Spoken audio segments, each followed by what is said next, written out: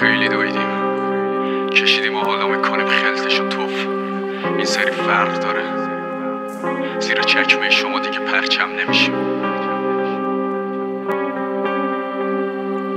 قانون نادرستو میذاری زیر پات، یا دنبال عواقبش میچپی لای خاک، یا قانونو میسازی تو به زور واژه ها و اینکه پشت میکروفون صدات سور کائنات. پشت لحظه ها رو میزنم با چوب تصمیم، بی اعتنا به نتیجه بدون تشویش. من خسته لای سازه ها بدون جنگلم، ولی ناطقم با کمی خلق و خوی وحشی. عامل زخم مرمی واسه یه جنگ و تصویر، به حق بده نترسم از صدای مشقی. من عامل صدای جیغ مادرم تو درش، اگه رحم کنم به تو میمونی دائما تو وهمت. این صاحب قلم داره همه چی تو چنده، ولی نمیدونه چی درسته چی غلط سهمش.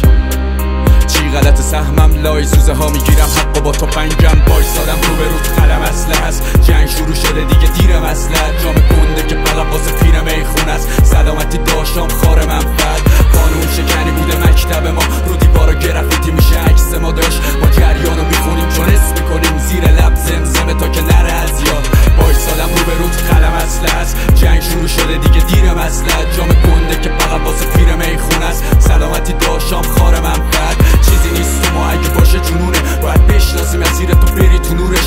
ما مرد شبی میذاریم لای طلوعت، دلفی هم گوش بده این بار صدا سروشه. من قلمم قدرت دلم از سنگ، همین سنگ خورده سرم از دست. جای ترکش مونده رو تنم از قبل، چوب تقدیر باز زدم نرم از درد. یه قدی آدم و بدبین شدم، همیشه یه چیزی غلاف تو کمرم هست. تو هوای سوز و سرما من ترک اسای دست پیر مردام. هر چقدر میخوای هیلگر باش، تیغ ما میزنه سرطن خیر سرها. گوشت و استخون میکشیم جون و هر بار، چون اینجا جسد از میمونه کفن از ما. همیشه طرف اقرب لایشن منم، سر سنگینم که روی این تنم. محصول کاشته تو دل غربت، ولی جوونه میزنم.